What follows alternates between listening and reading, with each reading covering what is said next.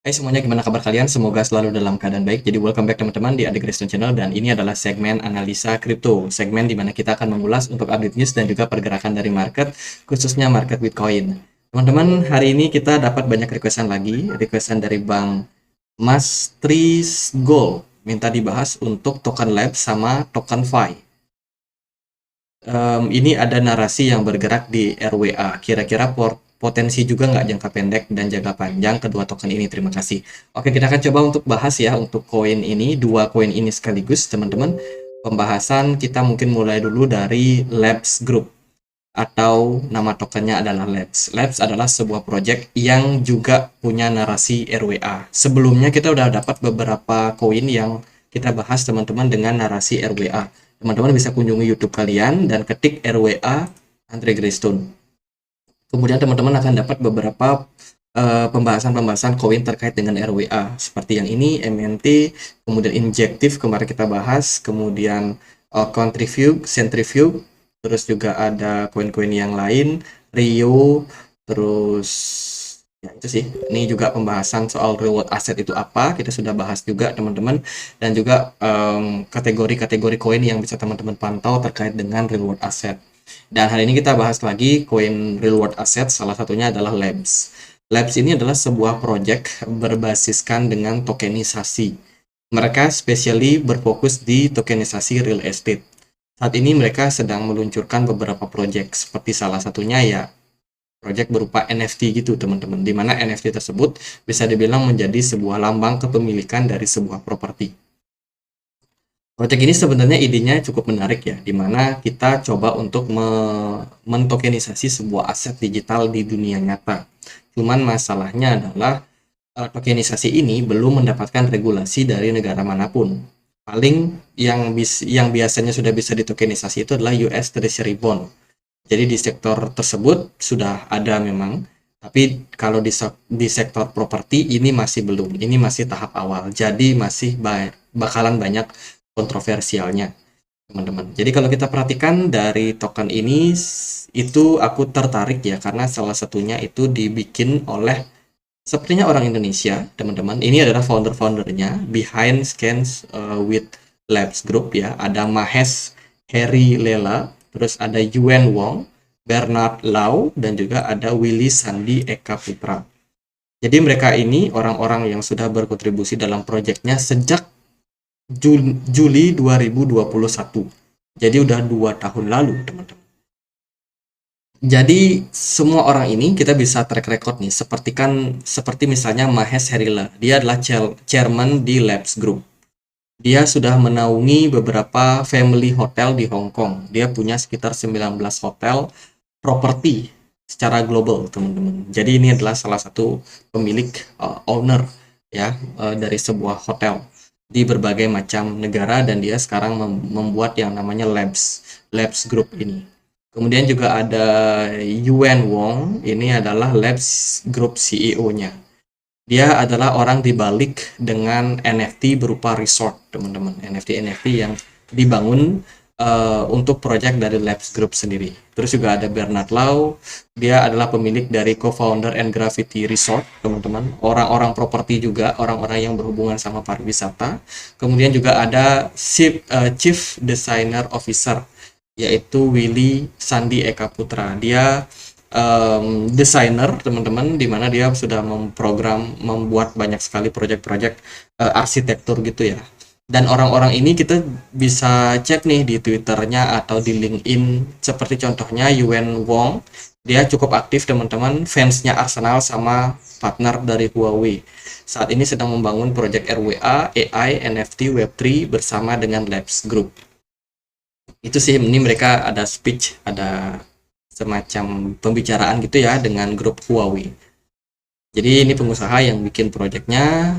Cuman kalau dari saya sih agak sedikit kritisi Labs Group di Twitter itu mereka kurang aktif. Terakhir kali mereka aktif di Oktober tanggal 15. Jadi sementara ini kita masih menunggu update-updatean terbarunya. Karena kalau sentimen dari reward asset ini lagi rame, tapi kalau di Twitter mereka nggak terlalu aktif, saya rasa agak kurang FOMO jadinya.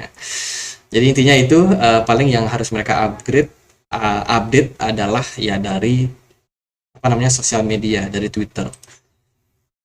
Itu ya beberapa sentimen. Kemudian Left Group juga sempat mengumumkan nih ada dividen untuk investor real estate yang akan diluncurkan bersamaan dengan koleksi NFT yang akan mereka bagikan. So far aku belum menemukan mana NFT yang ditawarkan oleh Labs Group. Aku belum dapat akses teman-teman ke sana. Cuman yang penting untuk saat ini adalah proyeknya sepertinya harus mereka update dengan segera teman-teman, karena investor nggak mungkin menunggu terlalu lama ya, apalagi sekarang momentumnya lagi bagus-bagusnya. Overall itu sih proyek yang mereka bangun. Mereka coba untuk mentokenize dunia properti sekaligus membagikan yang namanya NFT juga, NFT yang bisa dimiliki. Itu teman-teman. Kalau kita lihat dari tokennya sendiri, dari Let's Group, dia ada maksimum supply sebanyak 10 miliar, sementara yang beredar sekarang baru 2,2 miliar saja. Harganya ada di Rp5, dan hari ini volume perdagangannya sudah drop sekitar 17% dengan kenaikan harga sekitar 7%. Satu lagi, kalau kita lihat dia dari BSC Scan, kita bisa menemukan nih beberapa pemilik token ini ya, dengan jumlah paling besar itu ada di satu wallet. Sayang banget, ini Bandar punya 46% dari kepemilikan seluruh labs, teman-teman. Kalau kita lihat, dia terus melakukan akumulasi sejak Juni sampai November ini, sampai bulan November tanggal 27, teman-teman. Itu terus melakukan pembelian yang tidak henti-hentinya. Ini menandakan bahwa token ini itu sangat-sangat dikendalikan oleh satu whales besar dengan kepemilikan mayoritas 46%. Ya, jadi kalau harga labs gimana-gimana itu manipulasi dari ini orang, teman-teman. Karena dia melakukan pembelian dengan jumlah yang besar. Sementara sisanya itu terdistribusi di berbagai macam developer sama pemilik-pemilik token. Jadi kalau teman-teman masuk ke token ini, hati-hati dengan fluktuasi harga, volatilitas yang naik turun dan cepat. Dilihat dari pergerakan chart, labs ini udah turun cukup jauh, teman-teman. Pergerakan harganya anjlok cukup dalam ya, dan masih dalam tren downtrend. Kalau kita perhatikan dari volume perdagangannya belakangan itu menguat, tapi tidak didukung sama smart money. Artinya whales belum terlalu tertarik masuk ke harga lab saat ini. Makanya kalau teman-teman nanya apakah ini menarik, menurut saya menarik jika Twitternya aktif. Ya, kayak ini kan nggak aktif mereka. Udah nggak ngasih updatean 1 bulan lebih, teman-teman. Jadi harus diupdate biar kita tahu nih, investor ini tahu mereka ngerjain apa sebenarnya. Apakah masih jalankah? Apakah founder-foundernya lagi fokus di bisnis lain? Kan kita nggak tahu. Jadi menurut saya itu sih yang perlu teman-teman take note kalau teman-teman mau masuk Labs Group. Tapi kalau secara teknikal harganya sekarang masih cenderung murah, teman-teman. Kalau yang suka spekulasi ya silakan aja, teman-teman. Tapi ya resiko tanggung sendiri. Itu sih dari saya untuk Labs. Target kita adalah resistance kuat di kisaran level 0,0024 ya. Ini masih bisa berpotensi dicapai next bull run kalau diolah terus sama whales-nya. Apalagi whales-nya kalau kita lihat akumulasi sudah mereka terus lakukan ya. Mungkin sometimes mereka akan menggerakkan harga tokennya, tapi entah kapan itu terjadi. Teman-teman, targetnya bisa profit sekitar 455% jika memang beneran confirm. Secara jangka pendek, kita melihat pergerakan dari si labs ini juga membentuk pattern bullish, teman-teman. Ini ada semacam cup and handle ya, cuman dia belum confirm breakout. Level resistance yang bisa menjadi konfirmasi adalah di 0,00038, menjadi level konfirmasi kalau dia bakalan bullish atau terjadi pembalikan arah dari downtrend ke uptrend. Teman-teman bisa pantau area level resistance tersebut, bila mana ditembus, maka semoga itu menjadi indikasi baik untuk labs kembali bisa rally dengan peningkatan yang signifikan. Next kita akan bahas si token ya. Token FI atau namanya token, teman-teman. Hari ini diperdagangkan di kisaran Rp760. Harganya meningkat 3% dengan volume yang naik sekitar 12%. Proyek ini dibangun oleh grupnya Floki Inu. Floki itu salah satu platform meme coin, teman-teman, yang mana meluncurkan token FI. Ini ya, Floki meluncurkan token memanfaatkan industri tokenisasi senilai 16 triliun US dollar. Jadi memang potensi cuannya gede banget di tokenisasi ini. TokenFi itu ditujukan untuk menjadi salah satu project tokenisasi untuk real world asset. Ya, mereka berbasiskan dengan DeFi yang tentunya sudah terkoneksi dengan berbagai macam platform, teman-teman. Itu dari token Fi. Ini the standard tokenization process can be painful, slowly, and extremely expensive for average user.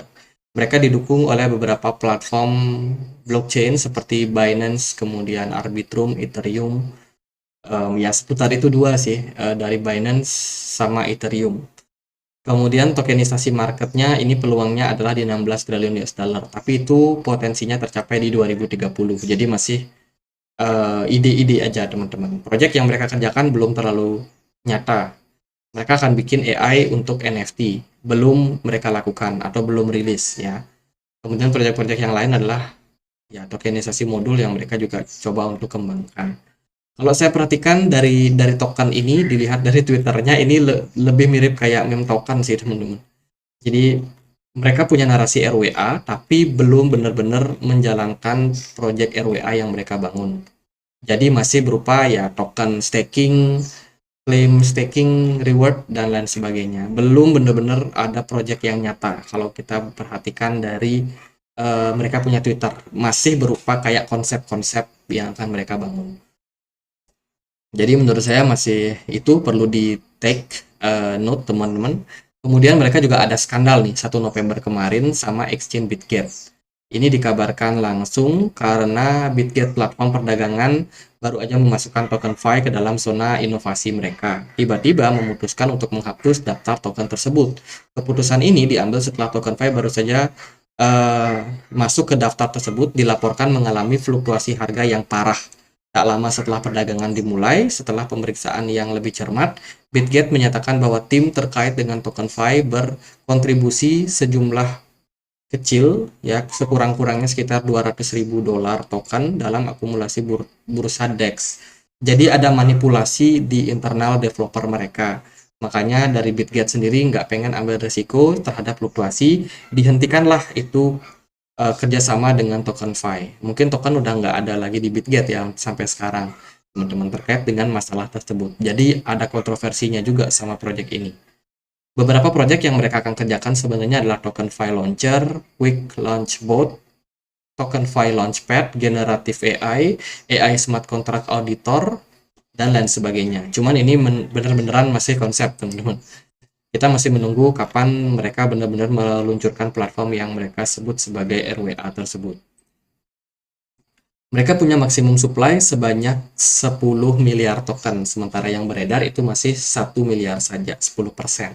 Market cap-nya nggak terlalu besar, 762 miliar rupiah saja. So, fluktuasi harga pasti bisa terjadi pada token ini. Mereka bisa diperdagangkan di KuCoin, Get.io, Bybit, dan kawan-kawan. Buat teman-teman yang mau memperdagangkan token-token ini, kalian bisa langsung daftar ya exchange tersebut. Untuk linknya ada di kolom deskripsi video ini. Mari kita bahas untuk pergerakan harga si token. Token sudah membuat pergerakan yang lumayan tinggi, signifikan, dan menembus mereka punya all time high. Sepertinya ya, harganya udah ada di kisaran 0,054 dolar. Pergerakan dari token Fi ini ditunjang sama volume yang bagus dan juga smart money yang cenderung oke juga di market, teman-teman. Jadi untuk sekarang saya melihat ini masih lumayan bagus. Cuman buat trading. Kalau buat investasi, ya kita perlu tunggu gerakan nyatanya, teman-teman. Project-project nyata yang mereka bangun. Sekilas aja, kalau kita cek dari Etherscan, so far dia juga dimiliki oleh satu wallet dengan jumlah besar, teman-teman. Ini ada 53% ya.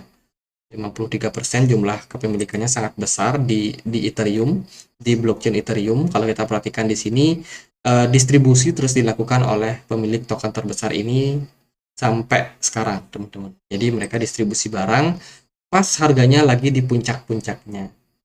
Ya, token ini masih sangat-sangat dikendalikan oleh beberapa wallet saja. Jadi manipulasi pasti bisa terjadi pada token ini.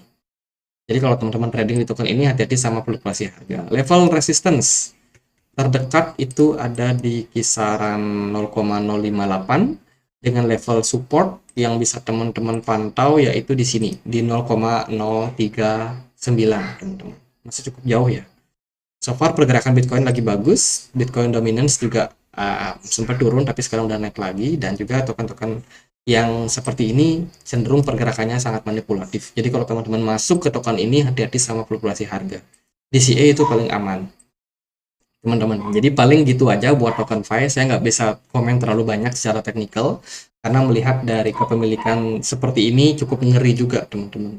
Rawan manipulasi ya. Itu aja buat pembahasan Labs sama token Fi. Semoga videonya bisa bermanfaat. Guys, kita punya komunitas diskusi di Telegram tempat kita update news soal dunia kripto dan juga koin-koin yang menarik untuk teman-teman pantau. Teman-teman bisa join kalau punya Telegram. Linknya ada di kolom deskripsi video ini. Itu aja. Dan akhir kata saya Andre, makasih.